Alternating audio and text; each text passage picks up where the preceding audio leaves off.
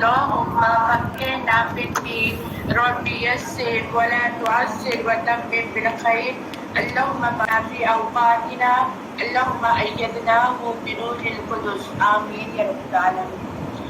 قرآن مجید کو عمل کرنے کے لیے سیکھنا چاہیے، اس نیت سے سیکھیے کہ جو کچھ میں سیکھوں گی وہ میں عمل میں لے کر آؤں گی۔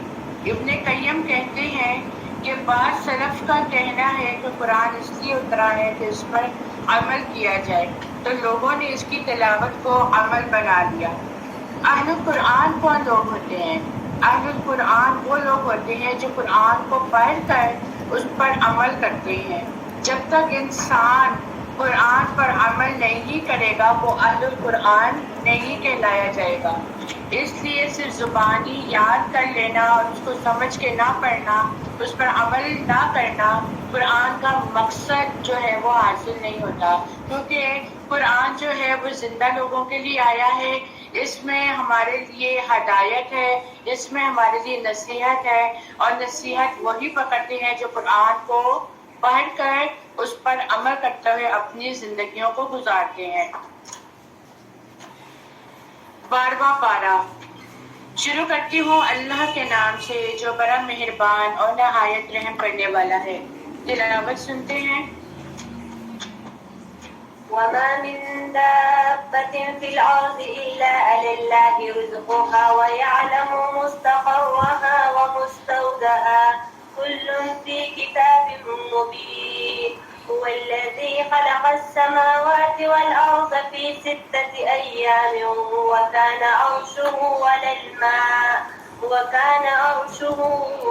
الماء ليبلوكم أيكم أحسن عملا ولئن قلت إنكم مبعوثون من بعد الموت ليقولن الذين كفروا إن هذا إلا سحر مبين۔ اور زمین پہ چلنے والے ہر جاندار کا رزق اللہ سبحانہ و تعالیٰ کے ذمے ہے، اور وہ جانتا ہے اس کی قرارگاہ اور اس کے دفن ہونے کی جگہ کو۔ ہر چیز واضح کتاب میں تحریر ہے۔ یہاں پر کیا کہا گیا ہے کہ دابۃ فی الارض، کہ اللہ سبحانہ و تعالیٰ نے ہر جاندار، چرند ہے، پرند ہے، چونٹی ہے، سمندر کے اندر ہے، پتھر کے اندر کے کیڑے ہیں، مخلوق ہے، اللہ سبحانہ و تعالیٰ نے ان کے رزق کا انتظام کر رکھا ہے۔ نبی کریم صلی اللہ علیہ وآلہ وسلم نے فرمایا ابن آدم سے 4 چیزوں کے بارے میں فارغ کر دیا گیا ہے۔ کون سی؟ وہ 4 چیزیں ہیں کہ اس کی تخلیق، اللہ تعالیٰ نے تخلیق کر دی، دوسرا اس کا اخلاق، تیسرا اس کا رزق، اور چوتھا اس کی موت۔ اللہ سبحانہ تعالیٰ نے ان 4 چیزوں کا بندوبست کر دیا ہوا ہے۔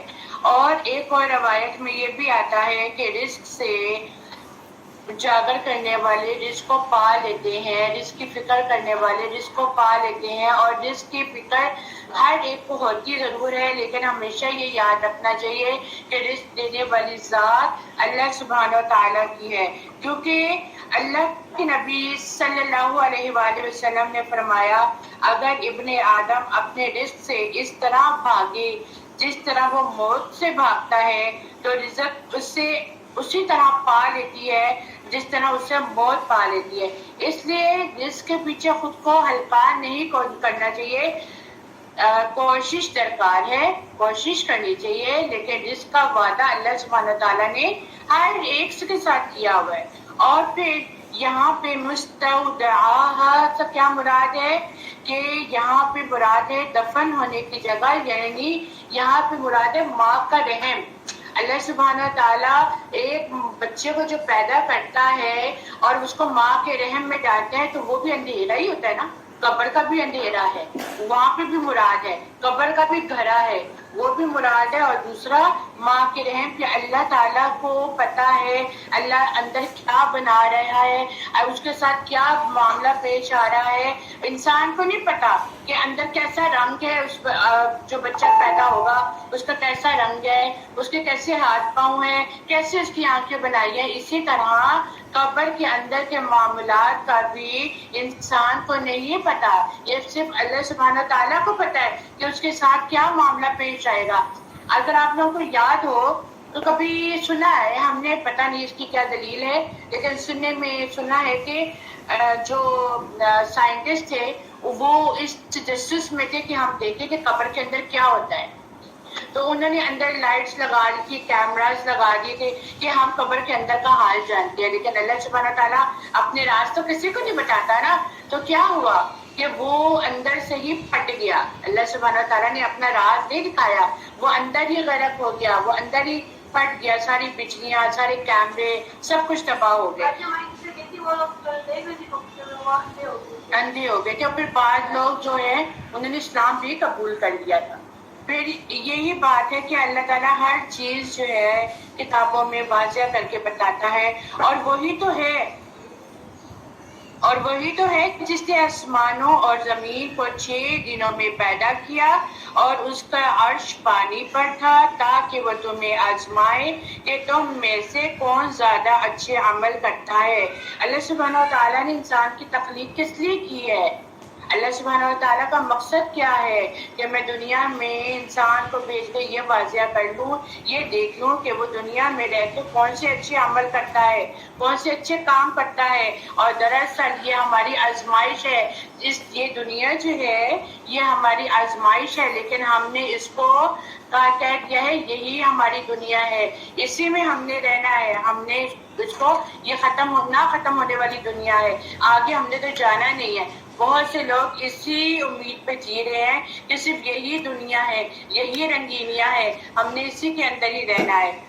اور اے نبی، اگر آپ کہیں کہ تمہیں موت کے بعد زندہ کیا جائے گا تو جن لوگوں نے کفر کیا وہ ضرور کہیں گے کہ یہ تو کھلا جادو ہے، یعنی کہ ان لوگوں نے ماننا ہی نہیں ہے، جتنے مرضی ان لوگوں کے سامنے دلائل لے کر آ جاؤ، وہ یہ کہتے ہیں کہ یہ کھلا جادو ہے، بلکہ وہ اس چیز کو ماننے کی ضرورت محسوس نہیں کرتے کہ اللہ سبحانہ تعالیٰ جب موت دے گا تو اللہ سبحانہ تعالیٰ حشر کے دن بھی دوبارہ زندہ کرے گا، اور دوبارہ زندہ کرنے کے بعد اس کو اس کا حساب کتاب دیا جائے گا، حساب کتاب دینے کے بعد وہ اپنی آگے کی منزل تک پہنچے گا۔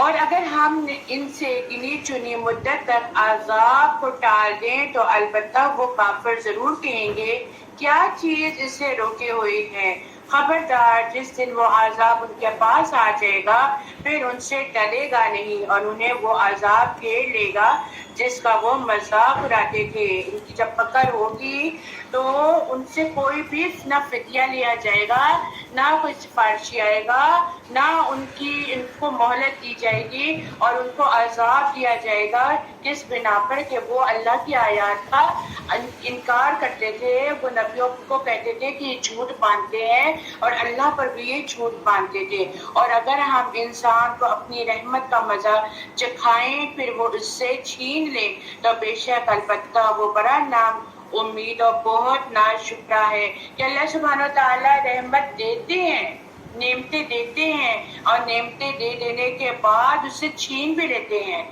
وقت ایک سا نہیں رہتا، حالات ایک سے نہیں رہتے، اچھے حالات کے بعد اگر مصیبت زدہ حالات آ جائیں تو انسانوں کا رویہ کیا ہوتا ہے کہ وہ وہاں پر ناشکری کرنے لگتا ہے، اور اچھے حالات جب اس پر آ جاتے ہیں تو اس کا رویہ کیا ہوتا ہے کہ وہ اکڑنے لگتا ہے، وہ تکبر کرنے لگتا ہے۔ تو یہاں پر بتا دیا گیا کہ انسان بہت زیادہ ہی ناشکرا ہے، اور اگر ہم اسے تکلیف پہنچنے کے بعد نعمتیں چکھائیں تو وہ ضرور کہے گا مجھ سے سختیاں دور ہو گئیں، بے شک وہ اس وقت اترانے لگتا ہے اور فخر جتانے لگتا ہے، مگر جن لوگوں نے صبر کیا اور نیک عمل کیے انہی کے لیے بخشش اور بہت زیادہ بڑا اجر ہے۔ دیکھیں پھر وہی بات کی جا رہی ہے صبروں کی، کہ جس نے صبر کیا، مشکلات آنے پر بھی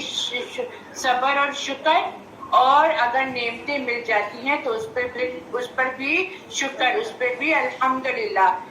اللہ کے نبی صلی اللہ علیہ وآلہ وسلم کا فرمان ہے کہ مومن کو جو بھی فکر اور غم اور تکلیف پہنچتی ہے حتیٰ کہ اسے کانٹا بھی چبھ جاتا ہے تو اللہ سبحانہ و تعالیٰ اس کی وجہ سے اس کے سارے گناہوں کو، اس کے ساری غلطیوں کو معاف کر دیتے ہیں۔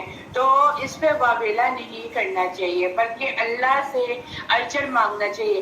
آپ کو گھر میں ذرا سا بھی کوئی سوئی چلتے پھرتے پتہ نہیں چلتا، کوئی زخم بھی آ جائے تو آپ یہ سمجھ لیں کہ اللہ سبحانہ و تعالیٰ نے اس کے عوض ہمارے گناہوں کو مٹا دیا ہے۔ اللہ تعالیٰ نے ہماری کوئی نہ کوئی غلطی ہوئی ہوگی، اللہ تعالیٰ نے ہماری غلطیوں کو معاف کر دیا ہے۔ تو اے نبی، شاید کہ آپ اس وحی سے کچھ چھوڑنے والے ہوں جو آپ کی طرف نازل کی جاتی ہے، اور آپ کا سینہ ان سے تنگ ہونے والا ہو کہ وہ کافر کہیں گے کہ اس پر کوئی خزانہ کیوں نہیں اترا یا اس کے ساتھ کوئی فرشتہ کیوں نہیں آیا۔ آپ تو صرف ڈرانے والے ہیں اور اللہ ہر چیز پر نگران ہے۔ کیا وہ کہتے ہیں کہ اس نے یہ قرآن خود کر لیا ہے؟ کہہ دیجئے پھر تم بھی اس جیسی گھڑی ہوئی 10 صورتیں ہی لے آؤ۔ اب چیلنج کیا جا رہا ہے، اگر ان کا یہ کہنا تھا کہ انہوں نے قرآن خود بنایا ہے، خود لکھ لیا ہے، تو پھر تم بھی ایسی 10 صورتیں لکھ کر لے آؤ تو پتہ چل جائے گا۔ اور اللہ کے سوا جنہیں مدد کے لیے تم بلا سکتے ہو تم بلا کے دیکھ لو، اگر تم اپنی باتوں میں سچے ہو۔ پھر اگر وہ تمہیں جواب نہ دیں تو جان لو کہ یقیناً یہ قرآن اللہ کے علم سے اتارا گیا ہے اور یہ کہ اس کے سوا کوئی معبود نہیں۔ پھر اے لوگو، کیا تم مسلمان ہوتے ہو؟ جو شخص دنیاوی زندگی اور اس کی زینت چاہتا ہے تو ہم انہیں ان کے اعمال کا پورا پورا بدلہ اسی دنیا میں دے دیں گے اور اس میں ان کی حق تلفی نہیں کی جاتی۔ یعنی جو اپنی ہر چیز کو دنیا کو وہ زینت بناتا ہے، دنیا کی زندگی کی رونقوں میں وہ اپنے آپ کو غفلت میں ڈالے ہوئے ہے اور دنیا میں ہی وہ اپنا انعام پانا چاہتا ہے، دنیا میں ہی وہ اپنے اعمال لینا چاہتا ہے، تو اللہ تعالیٰ پھر اس کو دنیا میں ہی دے دیتے ہیں، پھر ان کے لیے آخرت میں کوئی حصہ نہیں ہوتا۔ یہی لوگ ہیں جن کے لیے آخرت میں آپ کے سوا کچھ بھی نہیں ہے۔ یعنی کہ اگر کوئی یہ چیز کا خیال کرتے ہیں کہ اگر ہمیں دنیا میں سارے انعامات مل رہے ہیں، ہم اس کو لے رہے ہیں، مانگ رہے ہیں، ہمیں مل رہے ہیں، تو آخرت میں بھی مل جائیں گے۔ تو اللہ سبحانہ و تعالیٰ کہتے ہیں کہ ان کے لیے آخرت میں کچھ بھی نہیں ہے سوائے آگ کے، اور وہ برباد ہو گیا جو کچھ انہوں نے اس دنیا میں کیا تھا، اور وہ جو عمل کرتے ہیں وہ سب کے سب ضائع ہو گئے۔ اللہ سے نیکی کرتے ہوئے بھی اللہ سے دعا کرنی چاہیے، اللہ تعالیٰ یہ جو نیکی ہم کر رہے ہیں، یہ جو ہم اچھا عمل کر رہے ہیں، اللہ تعالیٰ اس کو ہم ضائع نہ کرنا، کیونکہ اگر ہم نیکی تو کر رہے ہیں لیکن اس کے اندر کہیں نہ کہیں ریاکاری آ رہی ہے، کہیں دکھاوا آ رہا ہے، کوئی کسی غرض سے ہے، کیونکہ نیت تو اللہ تعالیٰ جانتے ہیں، اب کوئی ہمارے پاس بیٹھا ہوا بھی نہیں جان سکتا کہ ہماری نیت کیا ہے، اللہ سبحانہ تعالیٰ زیادہ بہتر جانتے ہیں۔ اور اگر کوئی اس طرح کا کام ہو جاتا ہے تو کیا ہے، اگر ہم کہتے ہیں کہ دنیا میں تو ہم نے بہت اچھا کام کر لیا ہے، تو اللہ تعالیٰ کہے گا وہ صرف تمہارا دکھاوا تھا، اور دنیا کی کی ہوئی جو نیکیاں پھر ہوں گی، جو ریاکاری کی عوض ہوں گی، وہ سب برباد ہو جائیں گی۔ افمن کان علی بینۃ من ربہ ویتلوہ شاہد منہ ومن قبلہ کتاب موسیٰ اماما ورحمۃ اولئک یؤمنون بہ۔ کیا بھلا جو شخص اپنے رب کی طرف سے واضح دلیل پر ہو اور اس کے بعد اللہ کی طرف سے ایک گواہ قرآن بھی آ جائے، جبکہ اس سے پہلے موسیٰ کی کتاب بھی رہنما اور رحمت رہی ہو، وہ قرآن کا انکار کر سکتا ہے؟ ایسے لوگ بھی تو اس قرآن پر ایمان لاتے ہیں، اور ان گروہوں میں سے جو کوئی اس کا انکار کرے گا تو اس کا ٹھکانہ آگ ہی ہے۔ چنانچہ اے نبی، آپ اس شک میں نہ پڑھیں، بے شک یہ قرآن آپ کے رب کی طرف سے حق ہے، لیکن اکثر لوگ ایمان نہیں لاتے۔ یعنی کچھ لوگ ایسے ہوتے ہیں جن کی فطرت سلیم ہوتی ہے، جو اپنے رب کی طرف سے دلیل رکھتے ہیں اور وہ اللہ سبحانہ تعالیٰ پر یقین رکھتے ہیں، خیر کے کام کرتے ہیں اور کتاب سے جو کچھ پڑھا ہوتا ہے اس پر ایمان بھی لے کر آتے ہیں۔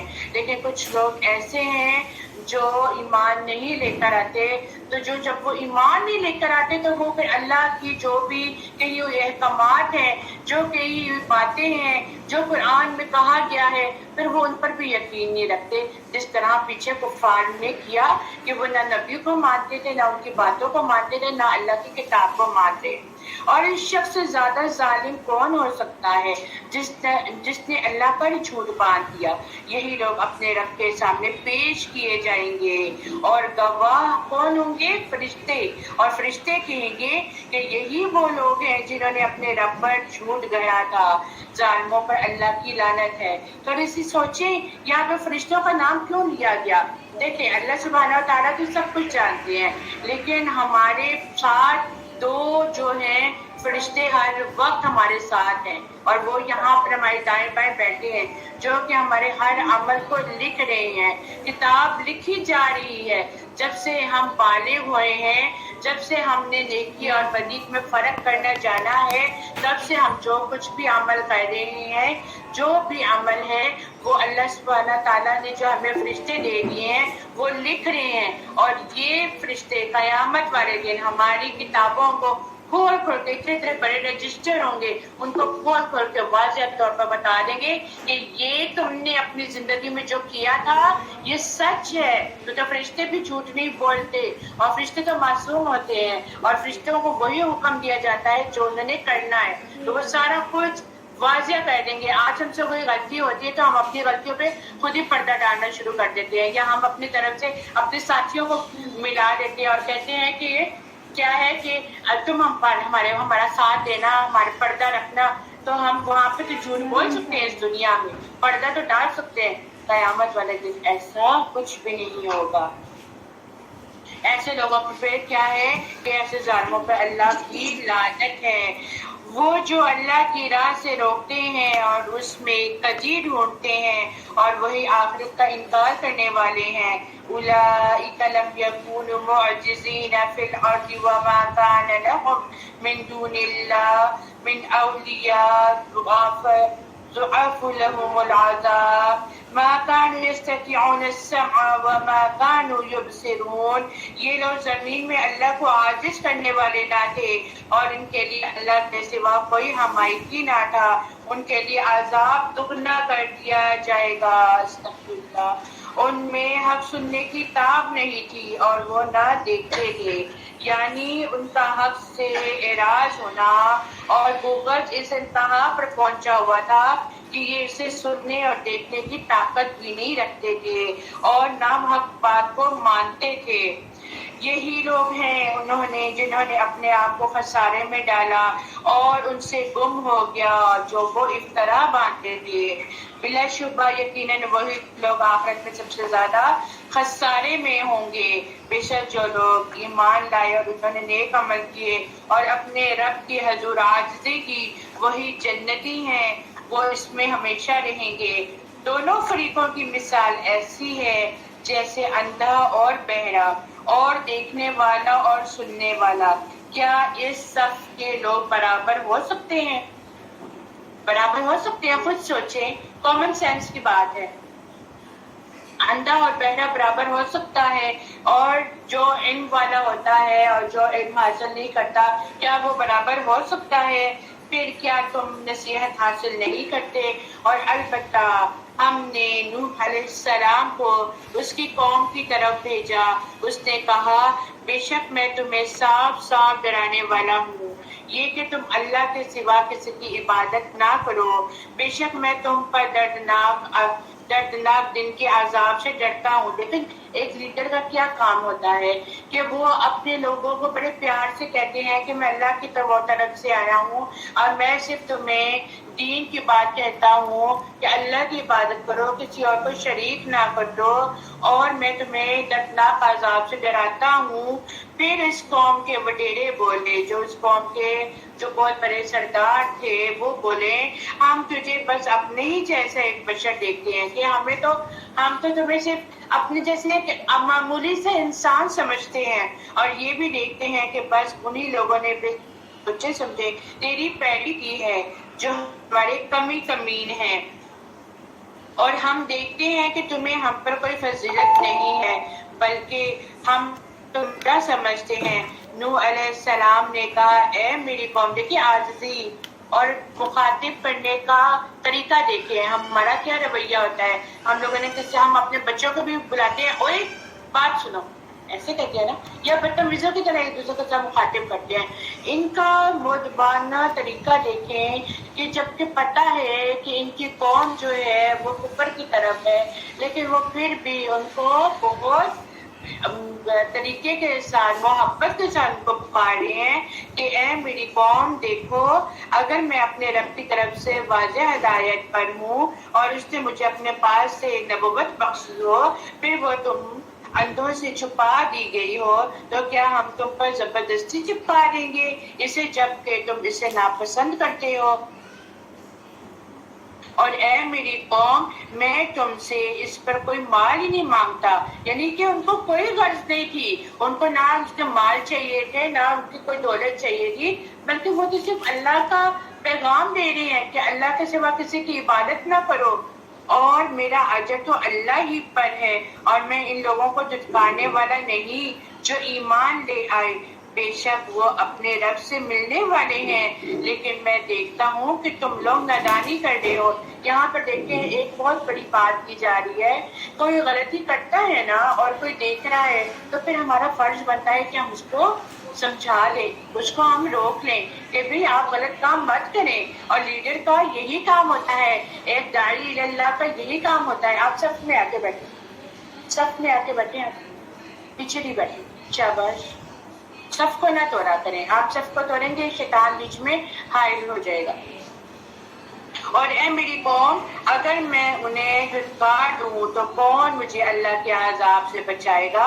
کیا پھر تم نصیحت حاصل نہیں کرتے؟ لوگوں کی قدر ان کی ایمان، دین اور تقوی کی بنیاد پر کرنی چاہیے. کسی کا پیسہ دیکھ کر اس کی قدر نہ کریں. آج کل ہمارا رویہ کیا ہے؟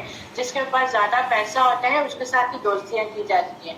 دوستی کس بنا پر ہونی چاہیے؟ کہ اس کے ایمان پر، اس کے دین پر، اس کے تقوی پر. بے شک اس کے پاس دنیا کی کوئی چیز ہو یا نہ ہو، اگر ان کے پاس یہ تین چیزیں ہیں تو وہ آپ کی آنے والی زندگیوں کو بھی سنوار دیں گے. کیونکہ یہ تینوں چیزیں کیا دیں گی؟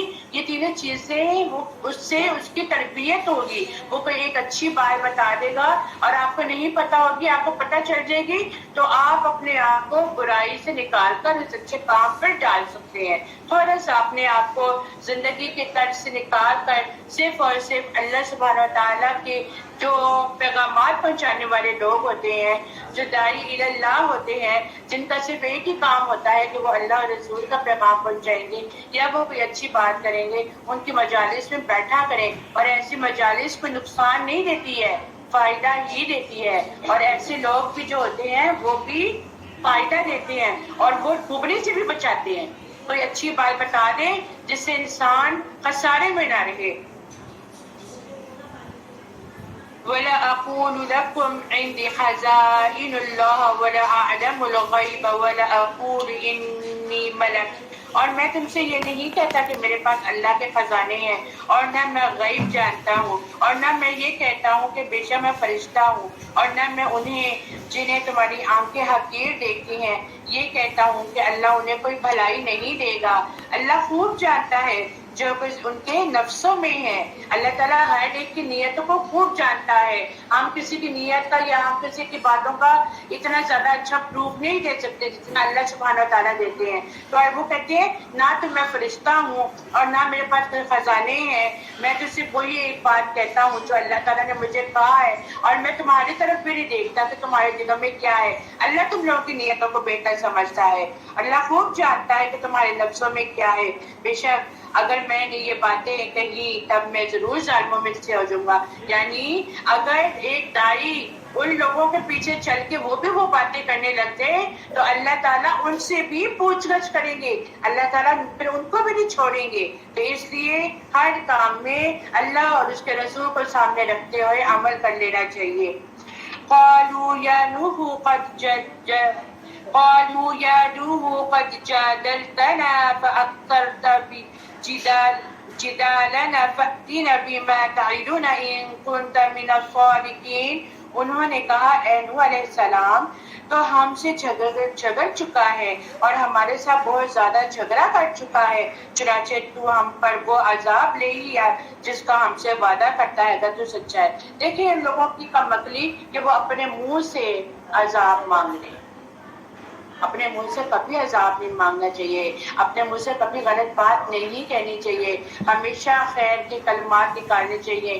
کیوں؟ ہمیں نہیں پتا کون سی قبولیت کی گھڑی ہے، اس لیے ہمیشہ خیر کے کام کرنے چاہیے۔ نوح علیہ السلام نے کہا یقیناً اللہ ہی تم پر وہ عذاب لائے گا اگر اس نے چاہا، اور تم اس سے عاجز کرنے والے نہیں۔ اگر اللہ عذاب دینے پر آ گیا تو اس کا عذاب ٹل نہیں سکتا۔ اللہ تعالیٰ سے رحم مانگنا چاہیے، لیکن کفار کی حرکتیں کیا تھی کہ وہ اپنے منہ سے ہی عذاب مانگتے تھے۔ اور تمہیں میری نصیحت نفع نہیں دے گی اگر میں چاہوں کہ تمہیں نصیحت کروں، جبکہ اللہ تمہیں گمراہ کرنا چاہتا ہو، اور وہی تمہارا رب ہے اور اسی کی طرف تم لوٹائے جاؤ گے۔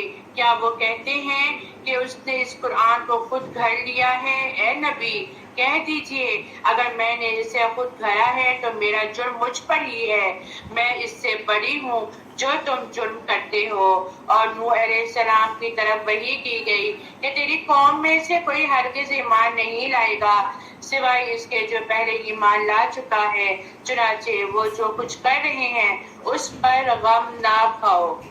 لوگوں کے رویے پر آپ دیدہ نہیں ہو جانا چاہیے، غم نہیں کھانا چاہیے، لوگوں کے رویے سے کٹ آف نہیں ہو جانا چاہیے، بلکہ اگر کوئی آپ کو دین کے کام میں لگا ہوا دیکھ رہا ہے اور آپ پر طنز کر رہا ہے، آپ پر ہنس رہا ہے، آپ کا مذاق اڑا رہا ہے، تو ان کی باتوں سے دل برداشتہ ہو کر وہ کام نہیں چھوڑنے چاہیے۔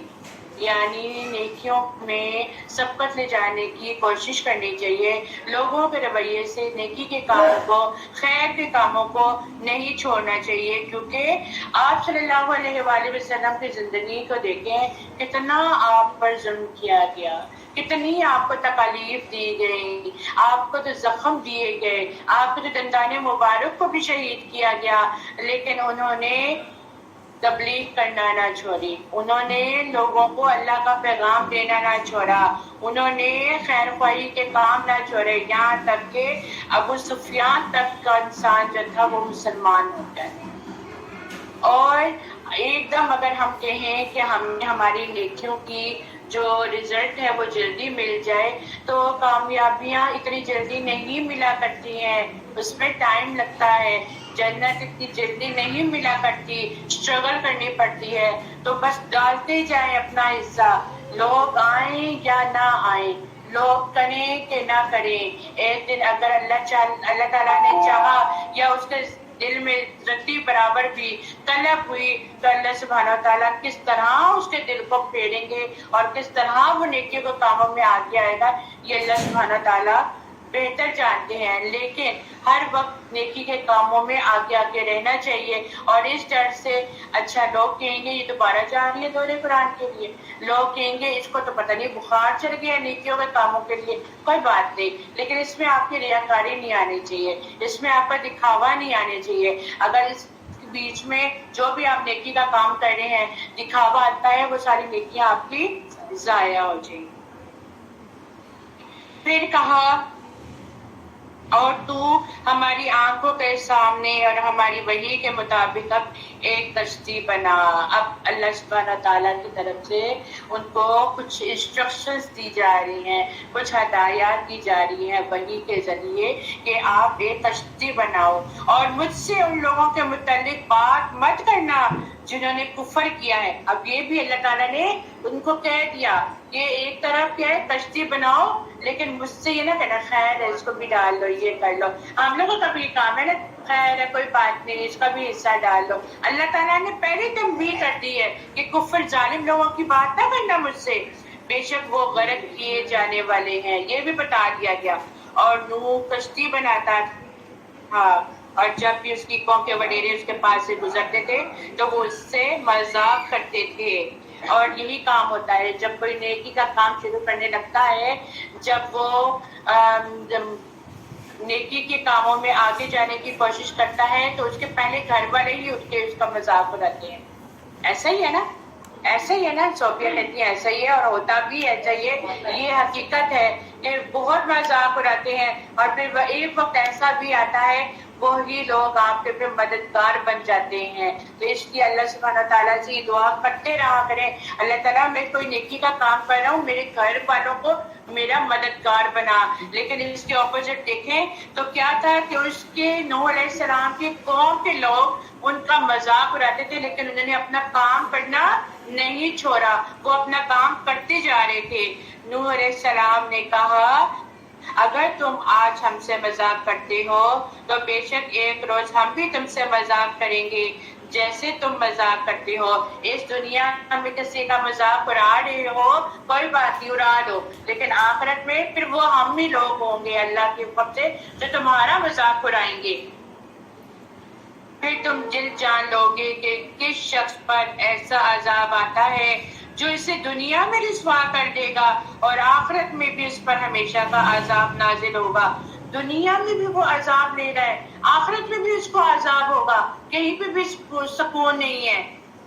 وہ کہتے ہیں نا شعر ہے, اب تو کہتے ہیں مر جائیں گے, مر کے بھی چین نہ پایا تو کدھر جائیں گے. تو اپنے آپ کو فکر کرنی چاہیے کہ ہم نے دنیا میں کیسا کام کرنا ہے کہ آخرت میں بھی ہمیں اس کا اچھا رزلٹ ملے, ورنہ اگر دنیا میں اچھا رزلٹ نہ ملا تو آخرت میں بھی کس چیز کی امید رکھیں گے کہ ہمیں کوئی بھی چھوٹ مل جائے گی یا ہمیں مہلت دی جائے گی. حتى إذا جاء أمرنا وفارت النور قل نحمل فيها من كل زوجين اثنين وأهلك إلا من سبق عليه القول. حتیٰ کہ جب ہمارا حکم آ گیا اور تنور نے جوش مارا, اور تنور کہتے ہیں جو ہم روٹی پکانے والے کو, اس کو تنور کہا جاتا ہے.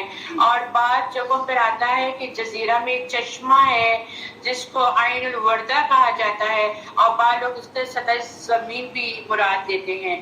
تو ہم نے نوح علیہ السلام سے کہا کہ اس کشتی میں ہر قسم کے جانوروں کا جوڑا دو کر کے, نر اور مادہ جوڑا سوار کر لے, اور اپنے گھر والوں کو سوائے اس شخص کے جس کی بابت پہلے حکم ہو چکا, اور ان کو بھی جو ایمان لا چکے ہیں, اور اس پہ تھوڑے ہی لوگ ایمان لائے تھے.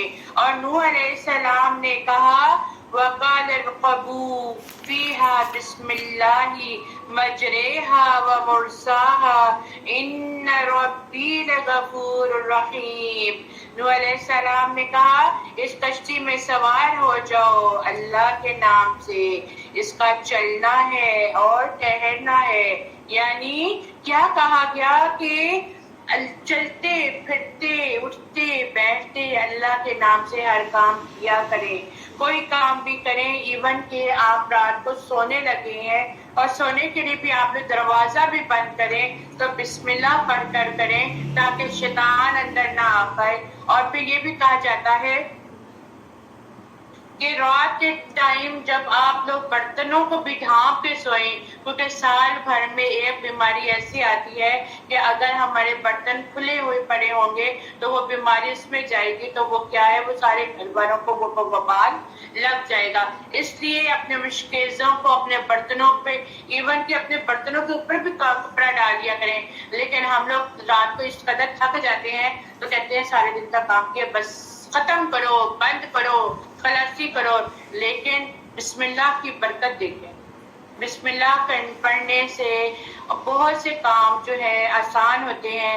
اللہ کے نام لینے سے شیطان بیچ میں نہیں آ سکتا, تو اس کو اپنی ہیبٹ بنا لیں. بے شک میرا رب البتہ بہت بخشنے والا اور بہت رحم کرنے والا ہے. آگے کی تلاوت کریں. وهي تجري بهم في موج كالجبال ونادى نوح ابنه وكان في معزل يا بني اركب معنا ولا تكن مع الكافرين. قال سآوي إلى جبل يعصمني من الماء قال قال لا عاصم اليوم من أمر الله إلا من رحم وحال بينهما الموج فكان من المغرقين.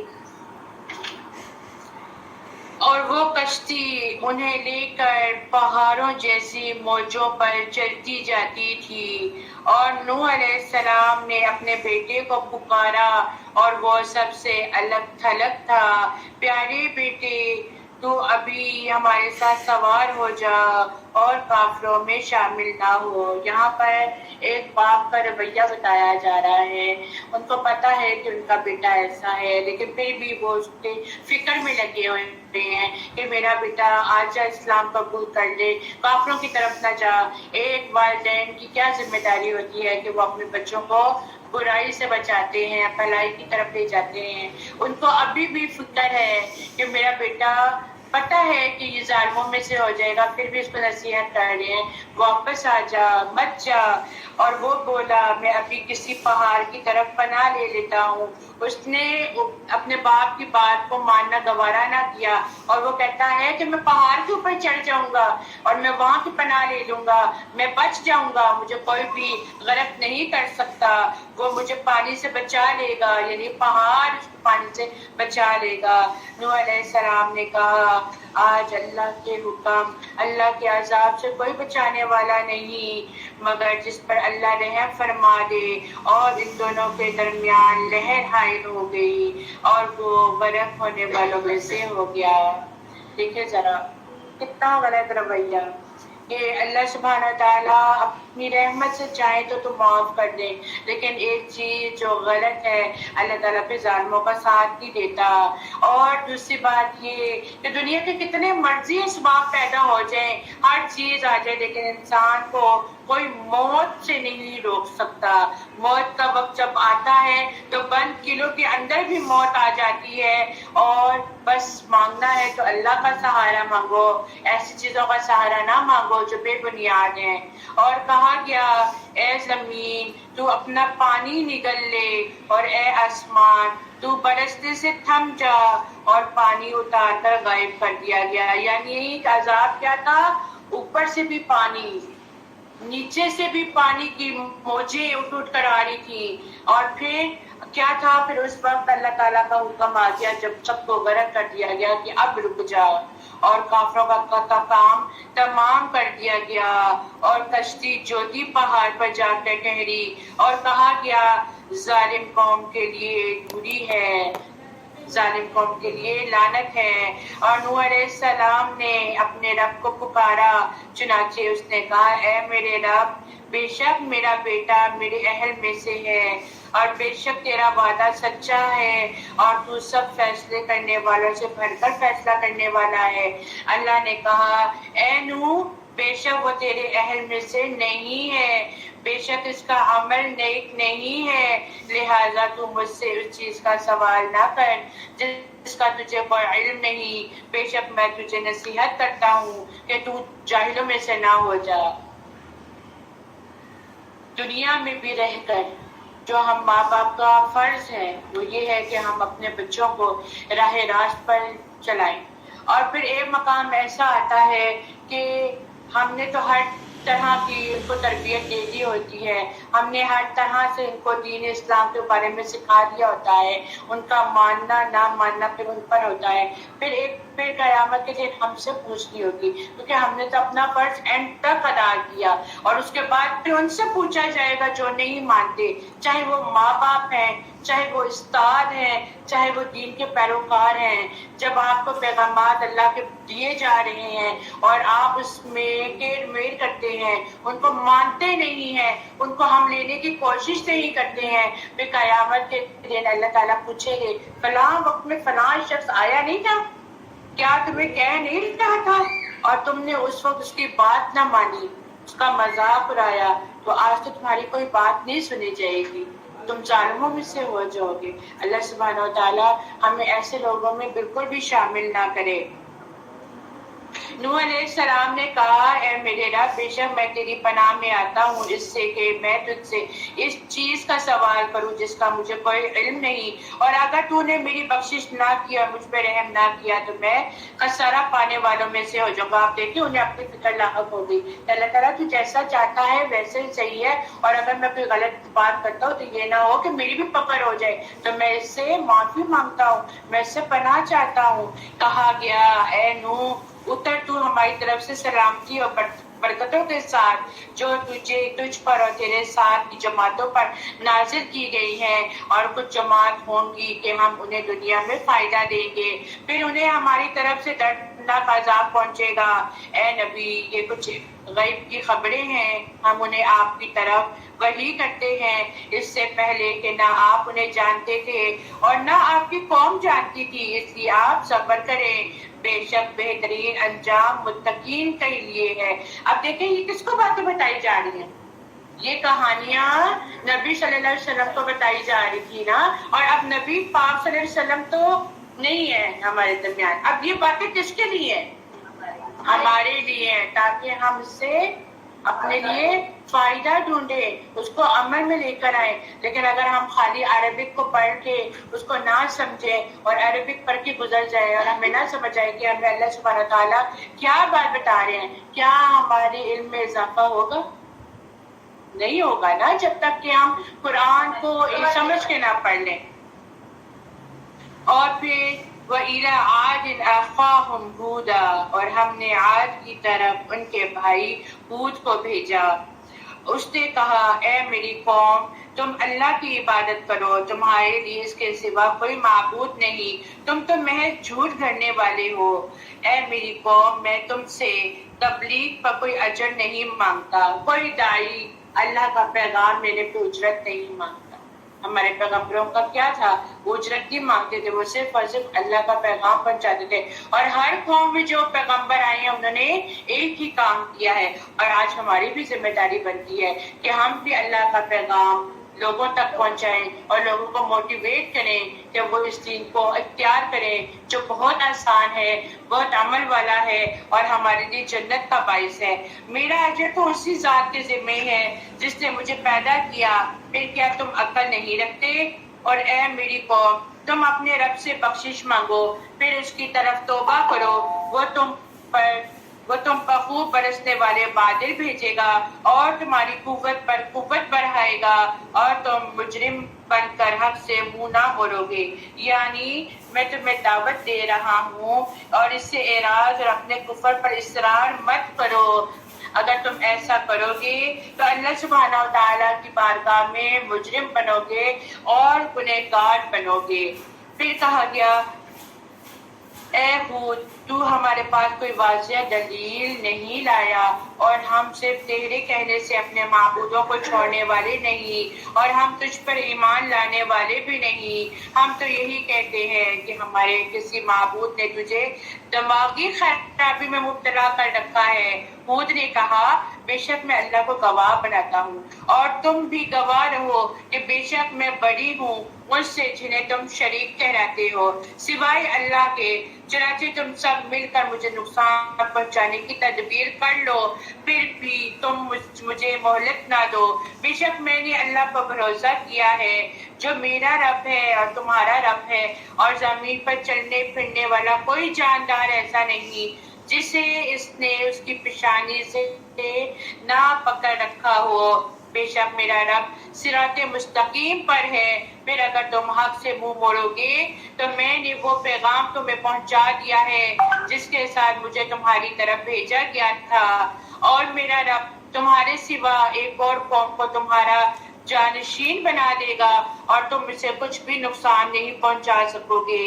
بے شک میرا رب ہر چیز پر نگہبان ہے۔ اور جب ہمارا حکم یعنی عذاب آ گیا تو ہم نے ہود اور اس کے ایمان والوں کو اپنی رحمت سے نجات دے دی، اور ہم نے انہیں شدید عذاب سے نجات دی۔ اور دیکھو یہ عاد ہیں انہوں نے ہم اپنے رب کی آیتوں کا انکار کیا تھا اور اپنے رسولوں کی نافرمانی کی تھی اور ہر سرکش اور حق سے اناد کرنے والے حکم کی پیروی کی تھی، اور اس دنیا میں لعنت ان کے پیچھے لگا دی گئی اور روز قیامت کو بھی لگی رہے گی۔ آگاہ رہو، بے شک قوم عاد نے اپنے رب کا انکار کیا تھا، خبردار دوری ہے ہود کی قوم عاد کے لیے۔ اور پھر ہم نے سمود کی طرف ان کے بھائی صالح علیہ السلام کو بھیجا۔ اس نے کہا، اے میری قوم، تم اللہ کی عبادت کرو، اس کے سوا تمہارا کوئی معبود نہیں۔ اسی نے تمہیں زمین سے پیدا کیا ہے اور اسی نے تمہیں اس میں آباد کیا ہے، چنانچہ تم اس سے بخشش مانگو، پھر اسی کی طرف توبہ کرو، بے شک میرا رب بہت قریب ہے، دعائیں قبول کرنے والا ہے۔ انہوں نے کہا، اے صالح، تحقیق تو اس سے پہلے ہم میں امیدوں کا مرکز تھا، کیا تو ہمیں اس بات سے روکتا ہے کہ ہم ان کی عبادت کریں جن کی ہمارے باپ دادا عبادت کرتے تھے؟ اور بلا شبہ جس چیز توحید کی طرف تو ہمیں بلاتا ہے ہم اس کے متعلق ایسے شک میں ہیں جو اضطراب میں ڈالنے والا ہے۔ صالح علیہ السلام نے کہا، اے میری قوم، بھلا بتاؤ، اگر میں اپنے رب کی طرف سے واضح دلیل پر ہوں اور اس نے مجھے اپنی طرف سے رحمت یعنی نبوت دی ہو، اور پھر اگر میں ان کی نافرمانی کروں تو اللہ کے عذاب سے میری کون مدد کرے گا؟ اور تم تو میرا نقصان ہی بڑھا رہے ہو۔ یعنی کہ کسی غلط باتوں کی پیروی کرنے والا اصل میں خود بھی نقصان اٹھانے والا ہوتا ہے۔ تو یہاں پر بھی ایک پیغمبر کا کیا کردار بتایا جا رہا ہے کہ وہ کہتے ہیں کہ اگر میں نے تمہاری پیروی کی اور میں نے اللہ کی رحمت کی طرف نہ گیا تو پھر میرے بخشش کون کروائے گا؟ میرے لیے مدد کون لے کر آئے گا؟ تم لوگ تو ویسے ہی بھٹکے ہوئے ہو۔ اے میری قوم، یہ اللہ کی اونٹنی تمہارے لیے بطور نشانی ہے، کیونکہ انہوں نے پھر نشانی مانگی تھی نا، انہوں نے کہا تھا کہ ہمارے لیے کوئی نشانی لے کر آؤ، لہذا تم اسے چھوڑ دو، یہ کھاتی چڑھتی پھرے اللہ کی زمین پر، اور تم اسے برائی سے نہ چھونا ورنہ تمہیں بہت جلد عذاب پکڑ لے گا۔ پھر انہوں نے اس کی پونچھیں کاٹ ڈالی تو صالح علیہ السلام نے کہا، تم اپنے گھروں میں اب 3 دن فائدہ اٹھا لو، اور یہ ایسا وعدہ ہے جس میں جھوٹ نہیں بولا گیا۔ پھر جب ہمارا حکم عذاب آ گیا تو ہم نے صالح علیہ السلام ان کے ساتھ ایمان لانے والوں کو اپنی رحمت سے نجات دی اور اس قیامت کے دن کی رسوائی سے بھی نجات دی۔ بے شک آپ کا رب وہی ہے، نہایت کبھی بہت زبردست ہے۔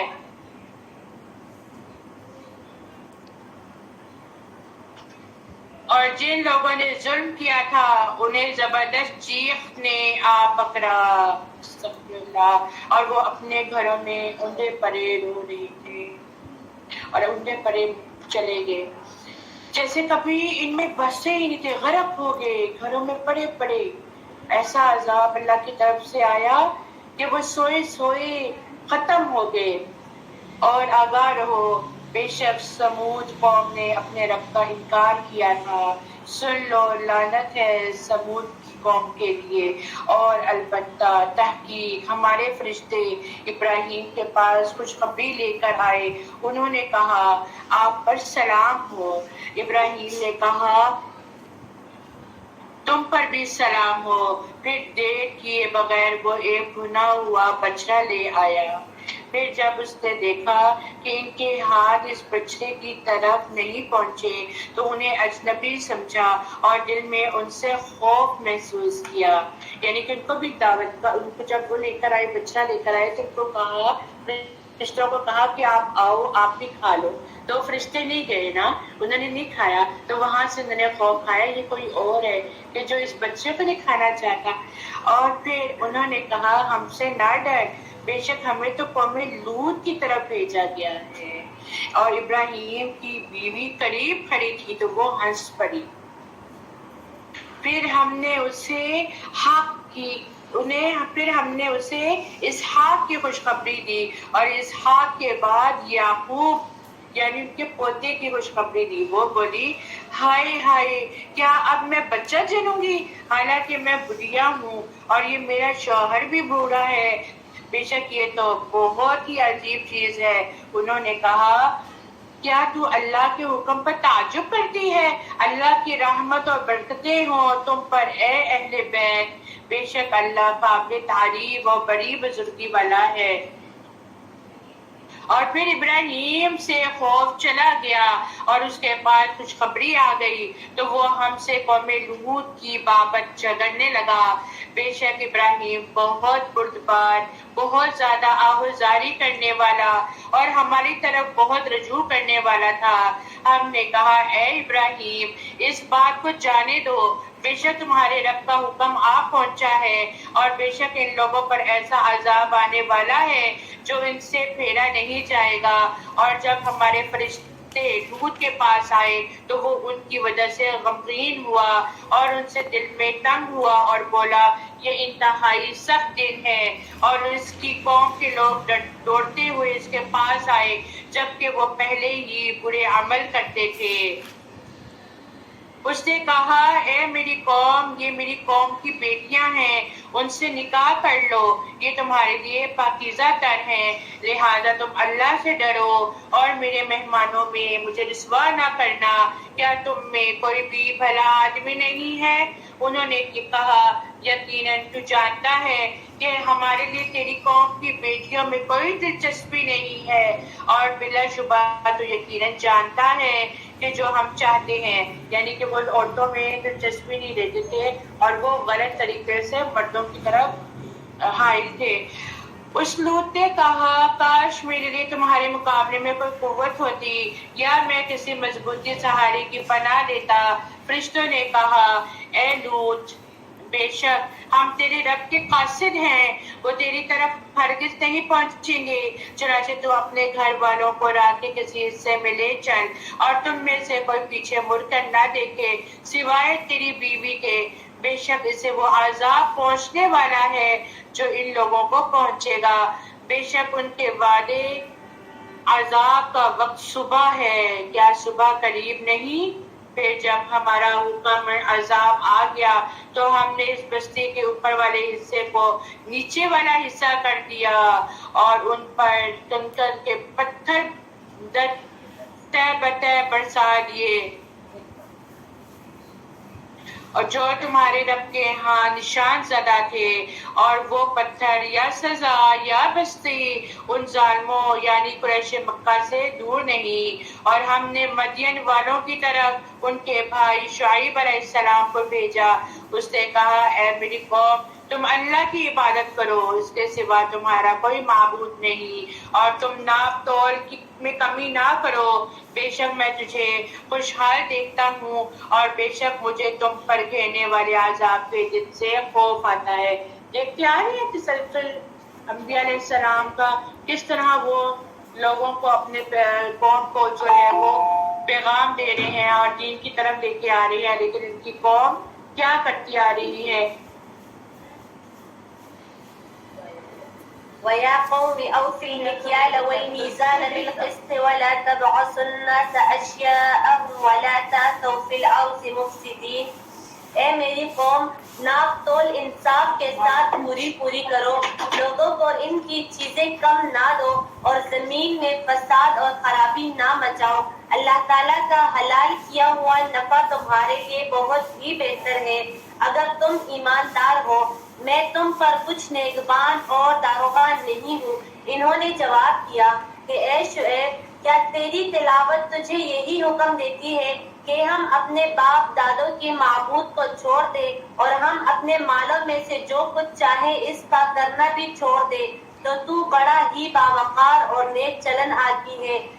کہا اے میری قوم دیکھو تو اگر میں اپنے رب کی طرف سے ظاہر دلیل لیے ہوئے ہوں اور اس نے مجھے اپنے پاس سے بہترین روزی دے رکھی ہے، میرا یہ ارادہ بالکل نہیں کہ تمہارا خلاف کر کے خود اس چیز کی طرف جھک جاؤ جس سے تمہیں روک رہا ہوں، میرا ارادہ تو اپنی طاقت بھر اصلاح کرنے کا ہے، میری توفیق اللہ ہی کی مدد سے ہے، اسی پر میرا بھروسہ ہے اور اسی کی طرف میں رجوع کرتا ہوں۔ اور اے میری قوم کے لوگوں کہیں ایسا نہ ہو کہ تم میری مخالفت میں آ کر ان عذابوں کے مستحق ہو جاؤ جو قوم نوح اور قوم عاد اور قوم صالح کو پہنچی ہے، اور قوم لوط تو تم سے کچھ دور نہیں۔ تم اپنے رب سے استغفار کرو اور اس کی طرف جھک جاؤ، یقین مانو کہ میرا رب بڑی مہربانی والا اور بہت محبت کرنے والا ہے۔ انہوں نے کہا، اے شعیب، تیری اکثر باتیں تو ہمیں سمجھ ہی نہیں آتی، اور ہم تو تجھے اپنے اندر بہت کمزور پاتے ہیں۔ اگر تیرے قبیلے کا خیال نہ ہوتا تو ہم تو تجھے سنسار کر دیتے، اور ہم تجھے کوئی حیثیت والی ہستی نہیں گنتے۔ انہوں نے جواب دیا کہ اے میری قوم کے لوگوں، کیا میرے نزدیک میرے قبیلے کے لوگ اللہ سے بھی، تمہارے نزدیک میرے قبیلے کے لوگ اللہ سے بھی زیادہ ذی عزت ہے کہ تم نے اسے پس پشت ڈال دیا ہے؟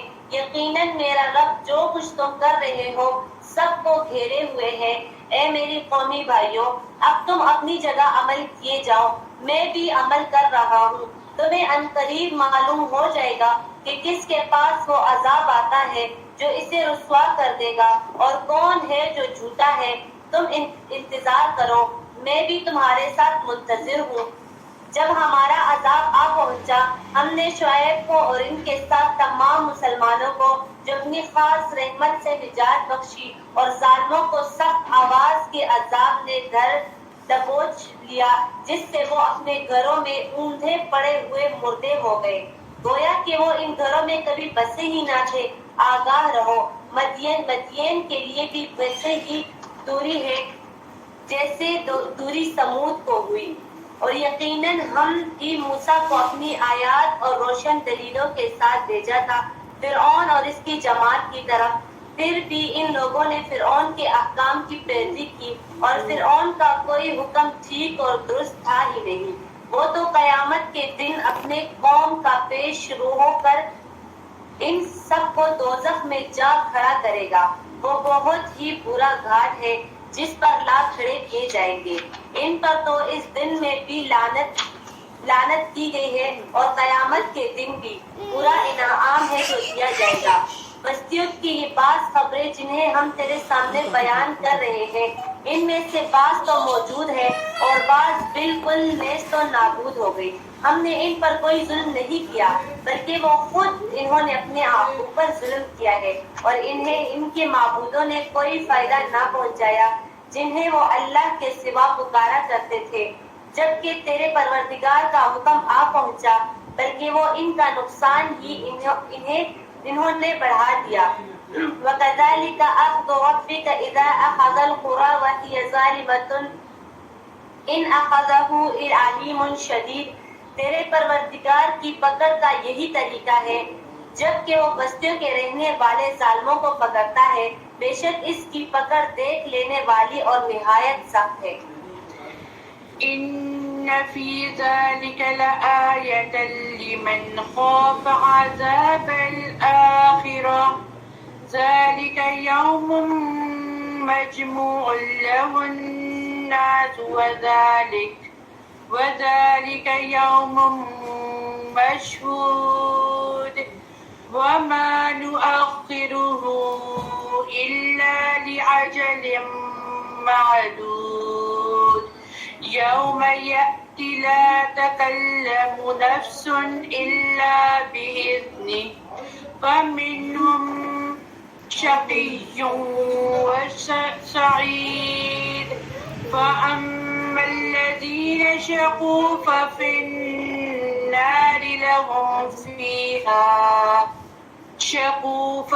النار لهم فيها زفير وشهيق۔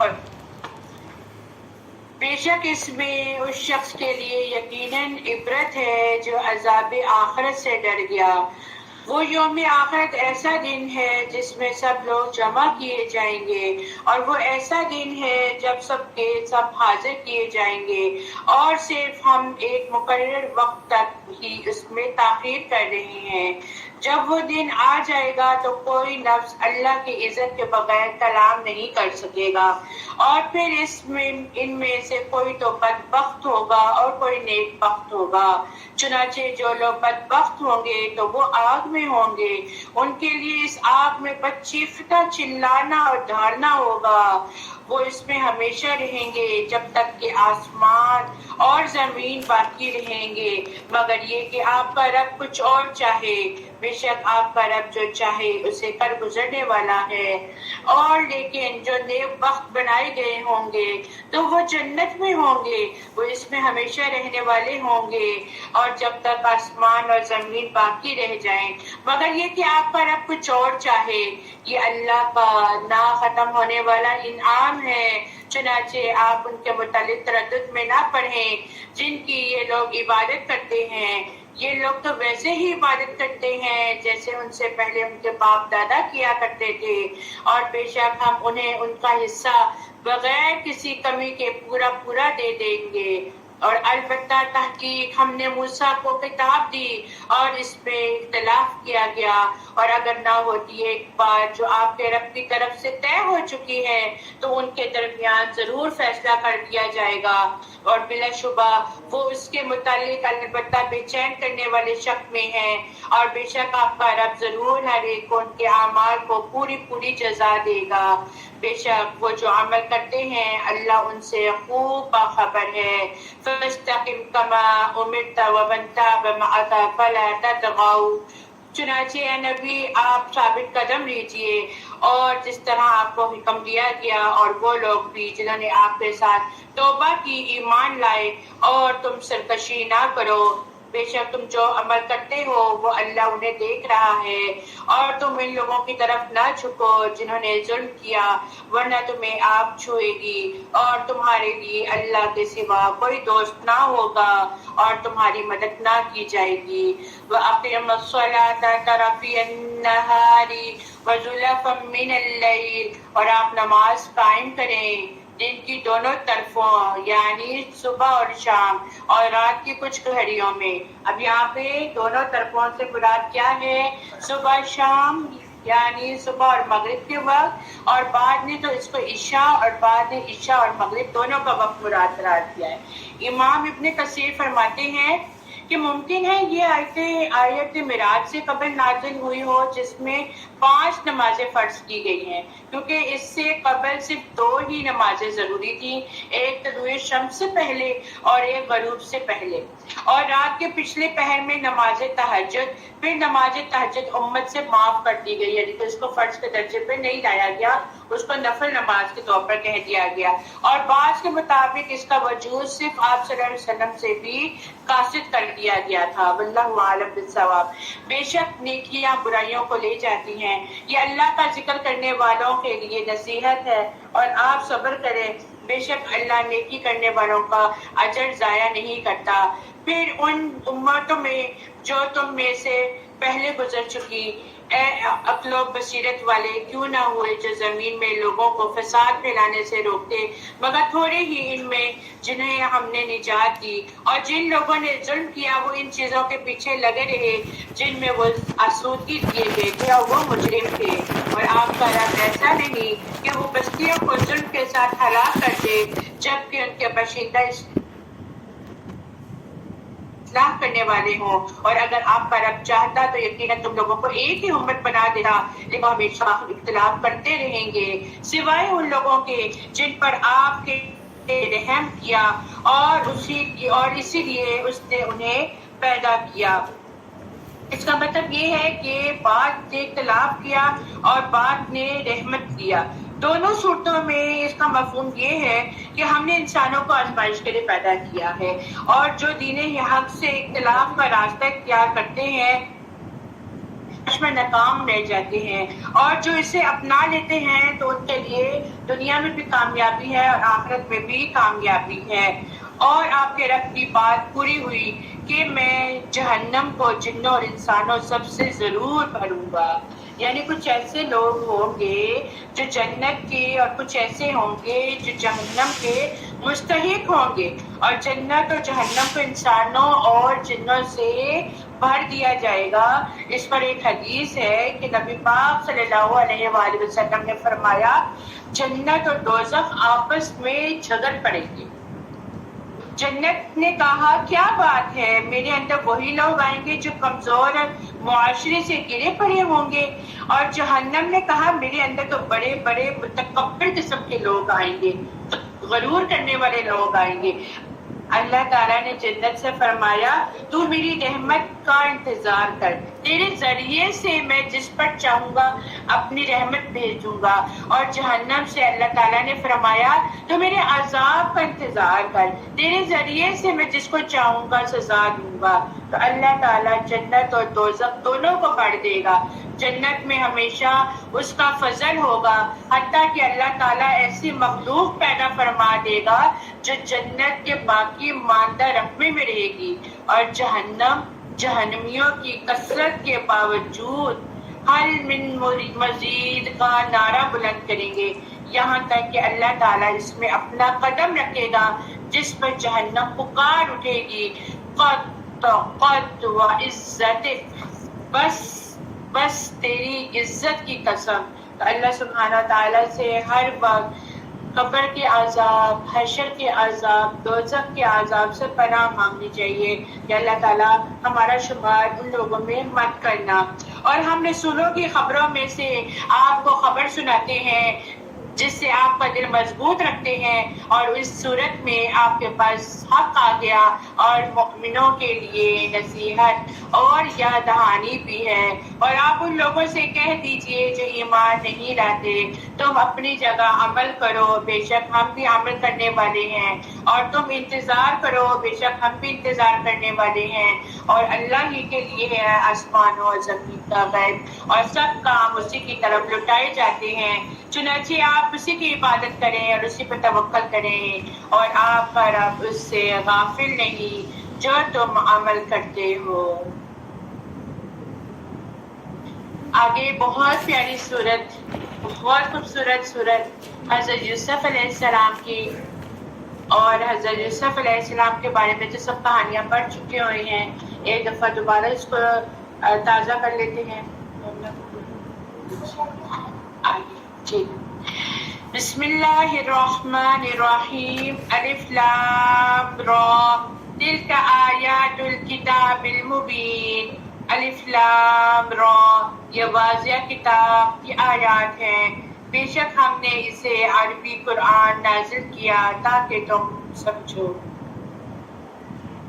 اے نبی، آپ کی طرف سے یہ قرآن وحی کر کے ہم آپ کو ایک بہترین داستان سناتے ہیں، یعنی کہ اب اللہ سبحانہ و تعالیٰ نبی پاک صلی اللہ علیہ وسلم کو ایک قصہ سنانے جا رہے ہیں، ایک واقعہ سنانے جا رہے ہیں، اور اس واقعے سے ہمیں بھی اپنے لیے اسباق لینے ہیں، سبق لینا ہے، لیسن لینا ہے۔ سٹوری تو حضرت یوسف علیہ السلام کی ہے، لیکن ہمارے لیے اس کے اندر کیا لیسن ہے، یہ اس پر آپ لوگوں نے اس کو دھیان سے سننا ہے اور اس کے نوٹس بنانے ہیں۔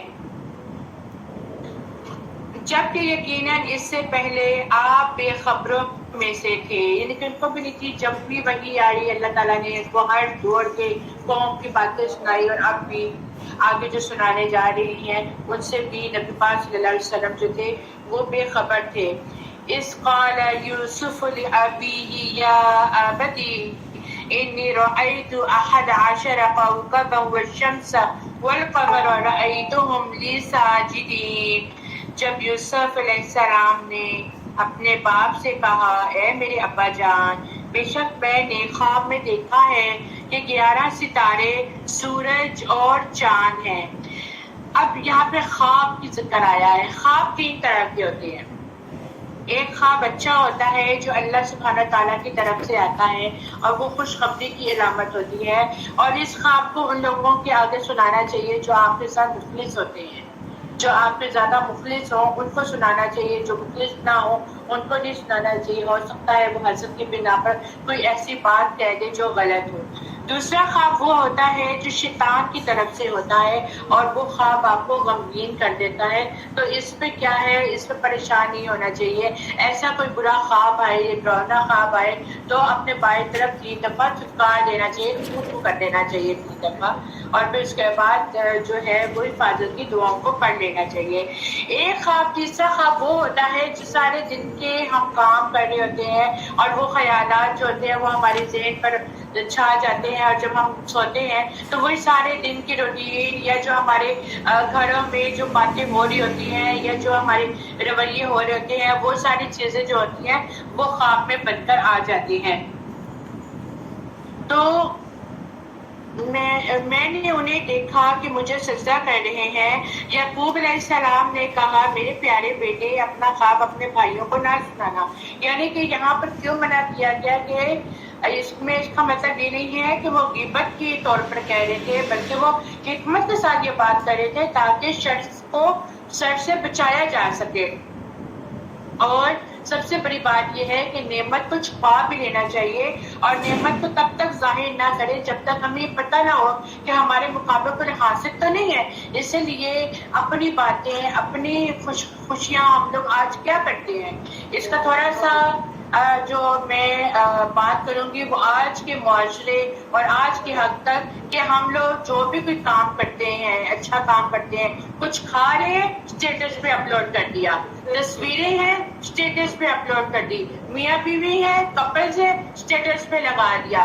اپنے گھر والوں کو نہیں دکھانا, اپنے ماں باپ کو نہیں دکھانا, اسٹیٹس پہ لگا کے ساری دنیا کو دکھانا ہے. آپ کیا کہتے ہیں؟ کیا آپ لوگوں کو پتہ ہے کون حاسدین ہے, کون آپ کے پیچھے شر والے ہیں, اور اسی طرح نظریں لگتی ہیں. بالکل بالکل ہوتا ہے, حقیقت ہے, حقیقت ہے. اپنی خوشیاں اپنے سے مخلص دوست کے علاوہ کسی کے ساتھ شیئر نہیں کرنی چاہیے. نبی پاک صلی اللہ علیہ وآلہ وسلم کا بھی فرمان ہے جس کا مفہوم ہے یہ کہ اپنی خوشیاں چھپا کے رکھو. ہر ایک کو بتانے والی نہیں ہوتی, یا ان کو بتاؤ تو واقعی ان خوشیوں پر آپ کو دعا دیتے ہیں. لیکن ہم لوگوں کا یہ رویہ بہت غلط ہے. جو بات ہوگی اٹھا کے اسٹیٹس میں ڈال دی, جو تصویر ہوگی اٹھا کے اسٹیٹس پہ ڈال دی. کھانے کی کیا پتا, ہاں جی بالکل, کیا پتا ہمارے ایسے بھی کوئی لوگ ہو جو اسٹیٹس تو دیکھ رہے ہیں, موبائل تو دیکھ رہے ہیں, لیکن ان کے گھروں میں ایسی فیسلٹیز نہیں ہے کہ وہ کھا سکتے یا نہیں کھا سکتے. لیکن ہم ان چیزوں کا خیال نہیں رکھتے. اللہ نعمت دے رہے, ٹھیک ہے الحمدللہ, لیکن اس کو پبلسٹی نہ کرو, یہ بہت غلط رویہ ہے. اس بات سے میں آپ لوگوں کو یہی ترغیب دوں گی, یہی مشورہ دوں گی, ہر چیز اسٹیٹس پہ لگانے والی نہیں ہوتی. آپ لوگ اچھی بات لگا دو, آپ لوگ کوئی ایسی بات لگا دو جس سے کوئی سبق لے سکے. لیکن یہ تصویریں لگانا, یہ ویڈیوز لگا دینا, یا کھانوں کی تصویریں لگا دینا, یہ اچھی بات نہیں ہے. اپنے گھر والوں کو تو دکھانا نہیں, اور دنیا کے ساری مخلوقوں کو دکھاتے پڑے کہ دیکھیں یہ ہم ہیں. تو یہاں پر بھی حضرت یعقوب علیہ السلام نے اپنے بیٹے یوسف علیہ السلام کو کہا, اپنے بھائیوں کو یہ خواب نہ سنانا ورنہ وہ تیرے لیے بری تدبیر کریں گے. بے شک شیطان انسان کا کھلا دشمن ہے, اور اسی طرح تیرا رب تجھے مقام عطا کرے گا, اونچا مقام عطا کرے گا, تجھے مرتبہ دے گا, اور تجھے باتوں کی اصل حقیقت سمجھنے کی صلاحیت میں سے کچھ سکھائے گا, اور تجھ پر آل یعقوب پر اپنی نعمت کو پورا کرے گا جس طرح اس نے اس سے پہلے سے تیرے باپ دادا ابراہیم اور اسحاق پر پورا کیا تھا. بے شک تیرا رب خوب جاننے والا ہے, بڑی حکمت والا ہے. لقد كان في يوسف وإخوته آية للسائلين, اور البتہ تحقیق یوسف اور اس کے بھائیوں کے واقعے میں سائلوں کے لیے نشانیاں ہیں. جب انہوں نے آپس میں کہا, یوسف اور اس کا بھائی, یہ 2 ماؤں کے بچے تھے, ایک ماں سے 10 بچے تھے اور ایک ماں سے 2 بھائی سکے تھے, یوسف علیہ السلام اور بنیامین, دونوں سکے بھائی تھے. تو بنیامین تو ہمارے باپ کو ہم سے زیادہ پیارے ہیں, حالانکہ ہمیں طاقتور جماعت ہے. اب یہاں پہ تھوڑی بہت جو ہے وہ حسد آ گیا نا, کہ وہ دونوں جو ہیں وہ 2 ہیں اور ہم تو 10 سے ہم تو 11 ہیں، ہم زیادہ طاقتور ہیں اور ہماری جماعت بہت زیادہ اسٹرانگ ہے، لیکن آپ انہیں سے پیار کرتے ہیں، ہم سے پیار نہیں کرتے۔ اکثر ہمارے گھروں میں بھی بچے کہتے ہیں ہم اگر بڑوں کو زیادہ وہ دے دیتے ہیں تو ہمارے بچے کہتے ہیں آپ کو تو بس ایک ہی نظر آتا ہے، دوسرا تو نظر ہی نہیں آتی ہے۔ تو بے شک ہمارا باپ البتہ واضح غلطی پر ہے، تم یوسف کو قتل کر دو یا اسے زمین میں پھینک دو کہ تمہارے باپ کا چہرہ تمہارے لیے خالی مخصوص ہو جائے اور اس کے بعد تم نیک لوگ بن جانا۔ یعنی جان بوجھ کر غلطی کرنا بھی غلط ہے اور یہ گناہ ہے، اور جو غلطی ہو گئی تو اس پر کیا ہے، اس پہ توبہ کر لینی چاہیے، اور توبہ کرنے کے بعد پھر مذاق بھی نہیں اڑانا چاہیے، توبہ کر لینے کے بعد پھر مذاق بھی نہیں اڑانا چاہیے۔ اور بے شک یہ کیا ہے کہ یہاں پہ یہ اب چالیں چلنا شروع ہونے لگے ہیں۔ ان میں سے ایک کہنے لگا تم یوسف کو قتل نہ کرو اور تم اسے کنویں کی گہرائی میں ڈال دو کہ اسے کوئی مسافر اٹھا لے جائے اگر تم کچھ کرنے ہی والے ہو۔ انہوں نے کہا اے ہمارے ابا جان، آپ کو کیا ہے کہ آپ ہم پر یوسف کی بابت اعتبار ہی نہیں کرتے ہیں، حالانکہ یقیناً ہم اس کے خیر خواہ ہیں۔ آپ کل اسے ہمارے ساتھ بھیجیں کہ خوب پھل کھائے پیے اور کھیلے کودے، اور ہم یقیناً اس کے محافظ ہیں۔ یعنی کہ اب جو یعقوب علیہ السلام کے دماغ میں خدشات آ رہے تھے، اب جو ان کے جو باقی دوسرے بچے تھے انہوں نے کیا کیا، اپنی بات منوانے لگتے، جس طرح آج ہماری اولاد بھی بلیک میلنگ کر کے اور زیادہ ہمیں ایموشنل کر کے ہم سے اپنی باتیں منواتے ہیں، اسی طرح یہ بھی اپنے باپ کو ایموشنل کر رہے تھے، بلیک میل کر رہے تھے تاکہ وہ ہماری باتوں میں آ جائیں اور وہ ان کو یوسف علیہ السلام کو ہمارے ساتھ بھیج دیں۔ تو ہم بے شک ان کے محافظ ہیں۔ اور یعقوب علیہ السلام نے کہا بے شک مجھے تو یہ بات غمگین کیے دیتی ہے کہ تم اسے لے جاؤ گے اور مجھے خوف آتا ہے کہ اسے بھیڑیا کھا جائے اور تم اس سے غافل ہو۔ اب دیکھیں ان کے جو دماغ میں خدشات تھے، اب ان کے بچوں نے انہیں کی سوچ کو لے کر ان پر چالیں چلنا شروع کر دی، وہی تدبیر کرنا شروع کر دی۔ اب وہ آگے کیا کرتے ہیں، انہوں نے کہا اگر اسے بھیڑیا کھا جائے جبکہ ہم تو طاقتور جماعت ہیں تو بلا شبہ تو ہم تو پھر خسارہ پانے والے ہو جائیں گے۔ پھر جب وہ اسے لے گئے، انہوں نے طے کر لیا کہ اسے کنویں کی تہہ میں ڈال دیں گے، تب ہم نے یوسف کی طرف وحی بھیجی۔ اب یوسف علیہ السلام کی طرف سے، اللہ کی طرف سے وحی کیا آتی ہے کہ تو انہیں ان کا یہ کام ضرور بتائے گا جبکہ وہ نہیں سمجھتے ہوں گے، اور وہ اپنے باپ کے پاس رات کو عشاء کے ٹائم روتے ہوئے جھوٹے روتے ہوئے جاتے ہیں، اور پھر جا کے کیا کہانی گھڑتے ہیں کہ کہا اے ہمارے ابا جان، بے شک ہم دوڑ کا مقابلہ کر رہے تھے اور یوسف کو اپنے سامان کے پاس چھوڑ دیا تو اسے بھیڑیا کھا گیا، اور آپ ہماری سچے ہی ہیں۔ اور وہ اس قمیص پر جھوٹ موٹ کا خون لگا کر لے آئے، اور اس یعقوب علیہ السلام نے کہا حقیقت یہ نہیں بلکہ تمہارے نفسوں نے تمہارے لیے ایک بری بات آراستہ کر دی ہے۔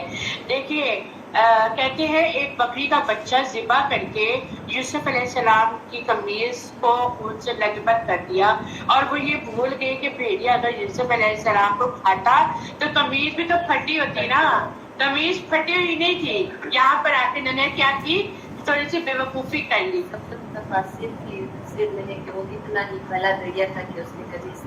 ہاں جی بالکل، اور قمیص ثابت ہی رہی تھی، جس کو دیکھ کر یوسف علیہ السلام کے خواب کی نبوت سے اندازہ ہونے لگا کہ یعقوب علیہ السلام نے فرمایا تھا یہ واقعہ اس طرح پیش نہیں آیا جو تم بیان کر رہے ہو، بلکہ تم نے اپنے دلوں سے ہی یہ بات بنا لی تھی، تاہم چونکہ جو ہونا تھا وہ تو ہو چکا۔ یعقوب علیہ السلام اس تفصیل سے بے خبر تھے، لیکن پھر بھی انہوں نے سوائے صبر کے کوئی چارہ اور اللہ کی مدد کے علاوہ کوئی سہارا نہ ڈھونڈا۔ اور پھر کیا، فصبر جمیل، لہذا صبر ہی بہتر ہے۔ صبر جمیل وہ صبر ہے جس میں شکوہ شکایت نہ ہو، اور ہر ایک کو اس میں کہانیاں نہیں سنائی جاتی ہیں۔ صبر جمیل 3 چیزوں میں سے صبر میں سے ہے۔ امام سوری نے کہا کہ اپنی تکلیف کو بیان نہ کرنا، اپنی تکلیفوں کو نہ بتانا اور نہ خود کو پاک قرار دینا، یہ ہے صبر جمیل۔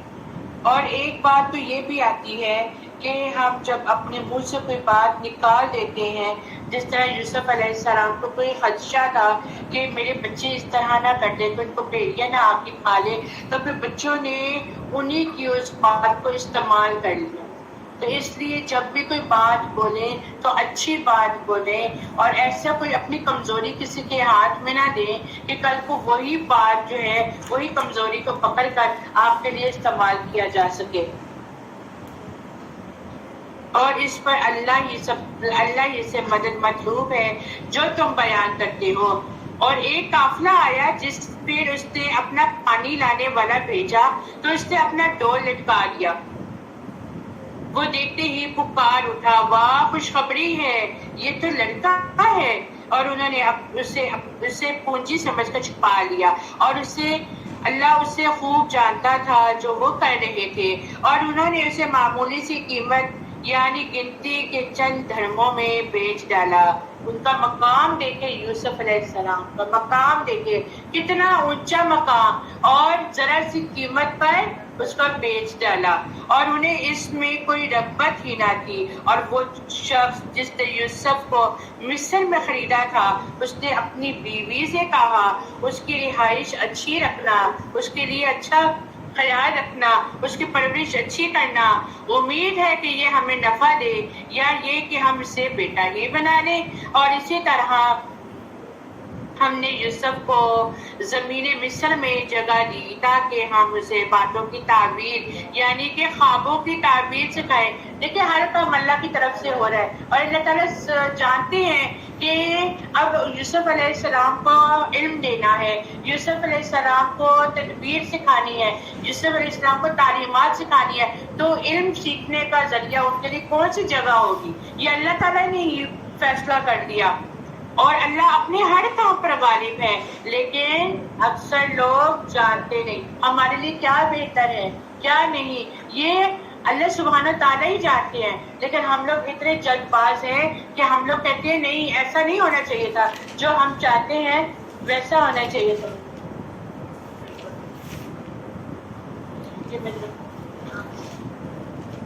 اور جب یوسف اپنی جوانی کو پہنچا تو ہم نے اسے حکم اور علم دے دیا، اور اسی طرح ہم نیکی کرنے والوں کو جزا دیتے ہیں۔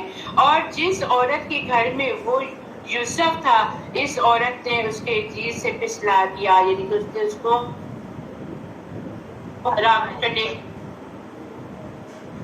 کی اب سازشیں کرنی شروع کر دی اور دروازے بند کر دیے، اور بولی لو آ جاؤ۔ یوسف نے کہا اللہ کی پناہ، وہ عزیز مصر تو میرا آقا ہے اور اس نے تو مجھے اچھا ٹھکانہ دیا، بے شک ظالم لوگ فلا نہیں پاتے۔ اب یہاں پر دیکھیں جس گھر میں وہ رہ رہے ہیں، جس گھر میں جس گھر کی عورت اس کی رکھوالی کر رہی ہے، اس عورت کی نیت یوسف علیہ السلام کے لیے خراب ہوتی ہے، وہ ان کو اپنی طرف مائل کرنے کی کوشش کرتے ہیں، اور یوسف علیہ السلام کیا کہتے ہیں کہ میں کیسے ہی کر سکتا ہوں، احسان ان کا احسان ہے کہ انہوں نے مجھے اپنے گھر میں رکھا ہے اور میں اس پہ غلط کام کروں۔ اور پھر انہوں نے کہا، یہاں سے ایک اور بات بھی پتہ چلتی ہے کہ عورت بہت بڑا فتنہ ہے۔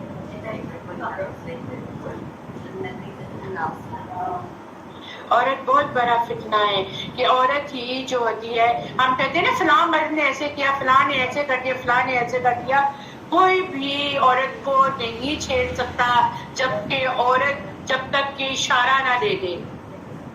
اور آج جو ہم چھپی دوستیاں آج کل کی جنریشن پالی ہوئی ہیں، یہ سب سے غلط طریقہ ہے، یہ سب سے غلط طریقہ ہے۔ تو اس میں یہ بات بھی بیچ میں آ رہی ہے کہ یہ عورت ہی ہے جو غلط طرف ابھارتی ہے، یہ عورت ہی ہے، پھر بعد میں یہ عورت ہی ہوتی ہے کہ ہمارے ساتھ ایسا کیوں ہوا۔ اور البتہ اس عورت نے یوسف کا ارادہ کیا، اور وہ یوسف بھی اس کا ارادہ کر لیتا اگر وہ اپنے رب کی نشانی نہ دیکھ دیتا۔ اللہ کا احسان تھا اس پر، اللہ کا احسان تھا اس پر کہ اللہ تعالیٰ نے ان کو بچانا تھا، اور اللہ تعالیٰ نے ان کو علم بھی دے دیا تھا, حکمت بھی دے دی تھی, اور اگر اللہ کی نشانی ان کے پاس نہ آتی, انسان تھے نا, ہو سکتا ہے وہ بھی اس طرف چلے جاتے, لیکن نہیں. اسی طرح ہوا تاکہ ہم اس سے برائی اور بے حیائی کو پھیر دیں. بے شک وہ ہمارے خالص کیے ہوئے بندوں میں سے تھا. اور وہ دونوں دروازے کی طرف دوڑے, اور اس عورت نے اس یوسف کی قمیص پیچھے سے پھاڑ دی, اور دونوں نے اس کے خاوند کو دروازے کے پاس پایا. اب دیکھیے, اگر ہم دیکھیں تو اسٹوریز میں کیا تھا کہ دروازے بند تھے, بالکل لوگ تھے, بند تھے, دروازہ کھلنے کا کوئی چانس نہیں تھا. لیکن جب اللہ کی مدد آتی ہے تو ہر دروازے کھلے ہوتے چلے جاتے ہیں. اور اللہ تعالیٰ نے ان کی پاک دامنی کا کرنا تھا, ہم تک پہنچانی تھی یہ بات, ان کا ثبوت دینا تھا, تو ہر دروازے کھلتے چلے گئے. اور جب وہ باہر نکلے تو عزیز مصر وہاں پہ کھڑے تھے, اور پھر وہاں پر دیکھ کے اس خاوند کو پایا تو جھٹ سے بولی, اس کی کیا سزا ہے جو تیری بیوی سے برائی کا ارادہ کرے. اپنے آپ کو بچا لیا اس عورت نے, کتنی بری ہے عورت, اپنے فائدے کے لیے دوسروں کو بھی نقصان پہنچا دیتی ہے. اور پھر یہاں پر اپنے خاوند کے سامنے کیا کہتی ہے کہ اس نے برائی کا ارادہ کیا, اور اب اس کی سزا کیا ہے, یا تو اس کو قید کر دیا جائے یا اس کو دردناک عذاب دے دیا جائے. یوسف نے کہا, اسی نے مجھے میری چیز سے پھسلایا. لیکن یوسف علیہ السلام نے کہا, تمہاری بیوی نے ہی مجھے پھسلایا. اور اس عورت کے خاندان میں سے ایک شاہد نے گواہی دی, اور کہ اگر اس یوسف کی قمیص آگے سے پھٹی ہے تو وہ عورت سچی ہے, اور وہ یوسف جھوٹوں میں سے ہے. اگر یوسف کی قمیص پیچھے سے پھٹی ہے تو وہ عورت جھوٹی ہے, اور وہ یوسف سچا ہے.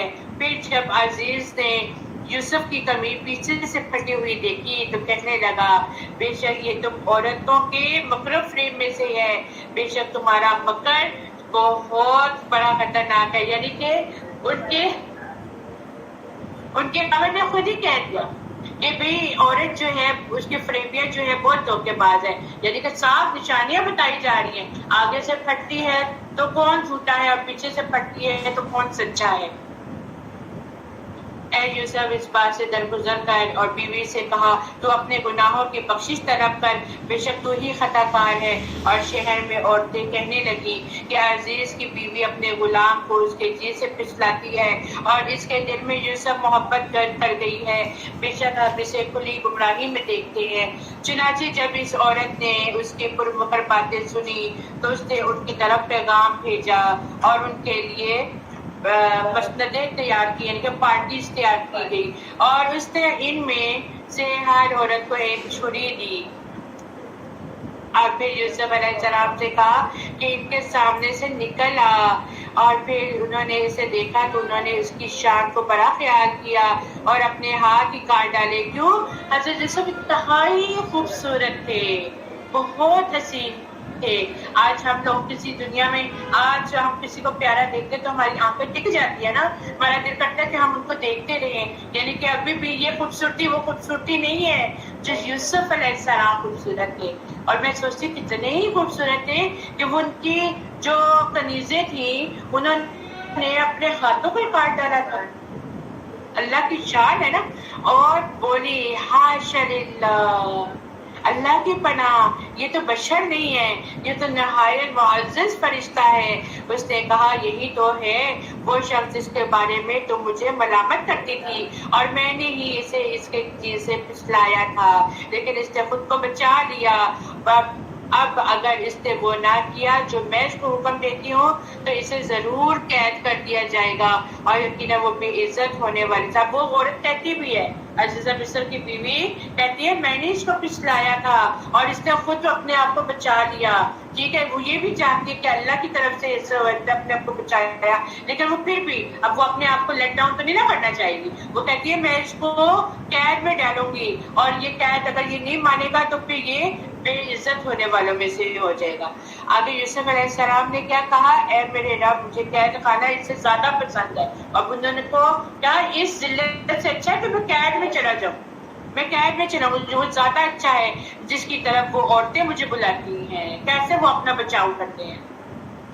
اور اگر تو نے ان کا مکر مجھ سے دور نہ کیا تو میں ان کی طرح مائل ہو جاؤں گا اور میں جاہلوں میں سے ہو جاؤں گا۔ چنانچہ اس کے رب نے اس کی دعا قبول کی، پھر اس نے اس سے ان عورتوں کا مکر دور کر دیا، بے شک وہ خوب سننے والا اور خوب جاننے والا ہے۔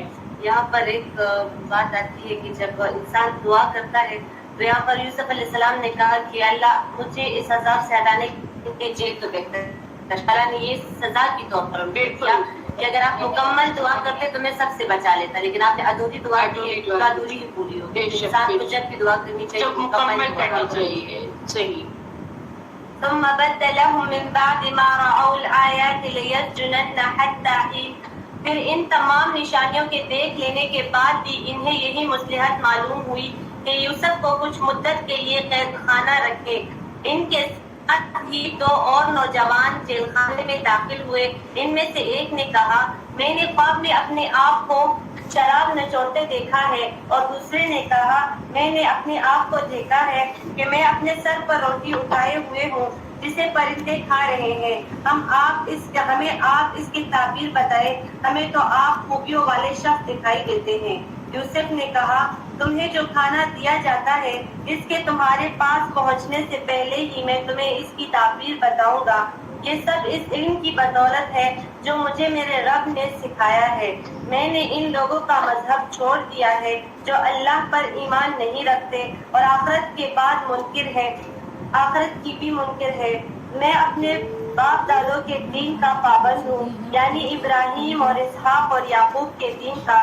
ہمیں ہرگز یہ سزاوار نہیں کہ ہم اللہ کے ساتھ کسی کو بھی شریک کریں۔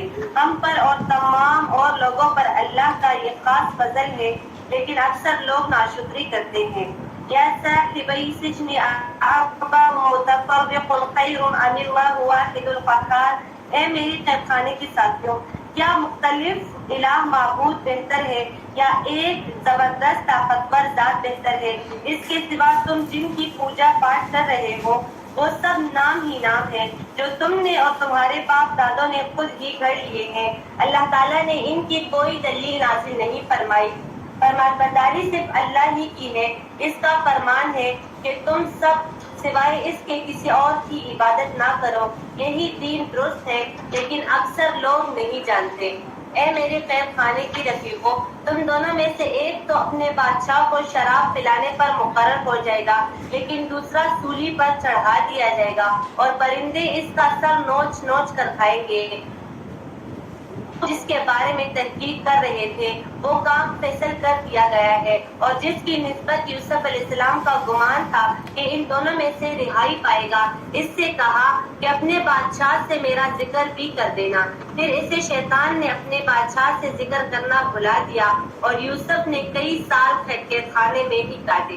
بادشاہ نے کہا میں نے خواب میں دیکھا ہے کہ 7 موٹی تازہ پربا گائے ہیں جن کو 7 لاغر دبلی پتلی گائے کھا رہی ہیں، اور 7 بالیاں ہیں ہری ہری اور 7 اور بالکل خشک ہے۔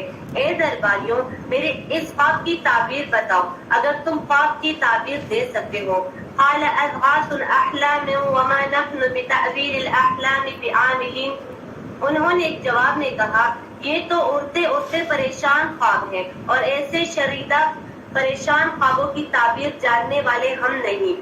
ان 2 قیدیوں میں سے جو چھوٹا ہوا تھا اسے مدت کے بعد یاد آ گیا اور کہنے لگا میں تمہیں اس کی تعبیر بتا دوں گا، مجھے جانے کی اجازت دیجیے۔